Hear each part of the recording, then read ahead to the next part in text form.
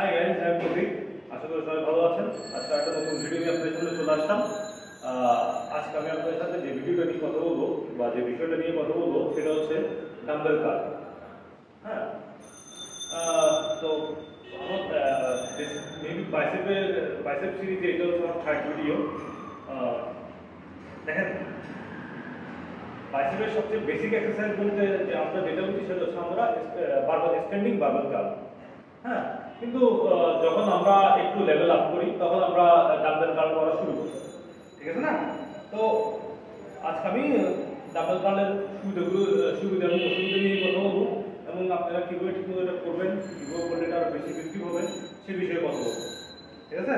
তো দেখেন, বারবার কার্লের একটা ইস্যু হচ্ছে বারবার কার্ল যখন করি আমরা তখন অবভিয়াসলি আমাদেরকে বাদ দিয়ে করতে হয়, যার কারণে আমরা ইচ আর্মসকে আমরা ফ্রিলি মুভ করতে পারি না।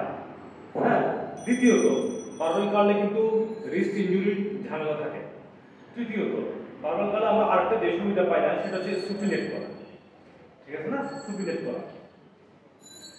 চতুর্থত যাদের হাত আমার মতো লম্বা, যাদের হাতের লেন্থ আমার মতো লম্বা, তারা যখন বারবার কার্ল করে দেখা যায় যে একটা পর্যায়ে তাদের শোল্ডার কাজ করা শুরু করছে। বেসিক্যালি বলতে যাদের হাত লম্বা, বারবার কার্লের চেয়ে তাদের জন্য ডাম্বেলটাই বেস্ট। হ্যাঁ, কারণ যাদের হাতের লেগ ছোট তারা বারবার কার্ল থেকে যে সুবিধাটা পায় সেটা কিন্তু যাদের হাত লম্বা তারা কিন্তু পায় না।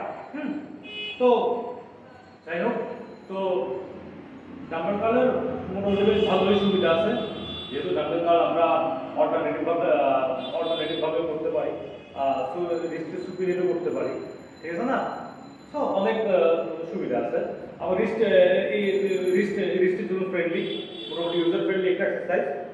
তো আসুন আমরা শুরু করি। তো অবভিয়াসলি ডাম্বেল কার্ল করার জন্য আমাদের যেটা লাগবে সেটা হচ্ছে ডাম্বেল। তো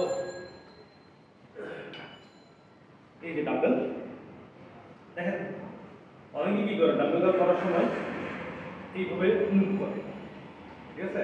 এটা ঠিক না। ডাম্বেল কার্ল করার সময় আপনাদেরকে যে বিষয়টা খেয়াল রাখতে হবে সেটা হচ্ছে যে mind and muscle connection. Mind and muscle connection ছাড়া আপনারা কোনো ব্যায়াম করেই আপনারা কোনো বেনিফিট পাবেন না, ঠিক আছে? আপনাদের কখনোই ইমপ্রুভমেন্ট আসবে না, ঠিক আছে? তো আপনারা ট্রাই করবেন মাইন্ডের সাথে মাসলের একটা কানেকশন করতে। মাইন্ডের সাথে যখন মাসল কানেক্ট হবে তখন ইন্টেন্সিটি অটোমেটিক্যালি চলে আসবে, ঠিক আছে না? তো দেখেন, তো কীভাবে করলে আমরা বেশি একটা ভালো রেজাল্ট পাবো সেটা আপনাদের দেখাই। দেখেন, ডাম্বেল কার্ল করার সময় অবভিয়াসলি ডাম্বেলটা এই পজিশনে থাকবে, দেন স্লোলি রিস্টকে আমরা সুপিনেট করবো, দেন পুল করবো, একদম পয়েন্টে পুল করবো, দেন স্লোলি নামাবো, এগেইন আবার পুল করবো, দেন স্লোলি নামাবো, ঠিক আছে? তো দেখেন, এক্ষেত্রে আমরা যে সুবিধা পাচ্ছি সেটা হচ্ছে আমরা রিস্টকে সুপিনেট করতে পারি।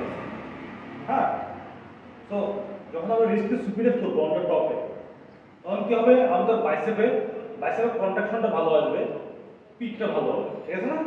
সো ডাম্বেল কার্ল কিভাবে করবো আমরা? বেসিক্যালি আমরা সোজা থাকবো, স্ট্রেট, চেস্ট আপ, শোল্ডার পিছনে, দেন স্লোলি ডাম্বেলটাকে অন টপ কন্ট্যাক্ট করবো, দেন স্লোলি একদম পুরো নামাবো যাতে আমাদের বাইসেপটা স্ট্রেচ হয়, ঠিক আছে না?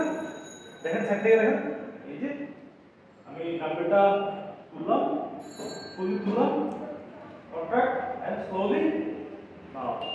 এখন আমার শোল্ডার কোনো কাজ করতে পারবে না, শোল্ডারটা অলওয়েজ পিছনে থাকবে, chest up, slowly full and ধীরে ধীরে এটা নামাবো, ঠিক আছে না? তো ডাম্বেল কার্ল আমরা চাইলে দুই হাতেও করতে পারি, লাইক দিস। তবে এটা চাই মনে করি যে অল্টারনেট করাই ভালো। আবার যদি কেউ এক্সট্রা ইন্টেন্সিটি আনতে চান তাহলে আপনারা বসেও করতে পারেন। হ্যাঁ, বসেও দাঁড়িয়ে করতে পারেন, যেভাবে হোক ঠিক মতো করলেই হবে, ঠিক আছে না? সো আজকের ভিডিও আপনাদের এতটুকুই। যদি কোনো কিছু মিস করে যাই বা কোনো কিছু ভুল হয় তাহলে আমরা ক্ষমা প্রার্থী। আর যদি আমার ভিডিও ভালো লাগে তাহলে আমার ফেসবুক পেজ এবং YouTube channel follow and subscribe করবেন, অ্যান্ড ভিডিওটা পারলে শেয়ার করবেন। ধন্যবাদ।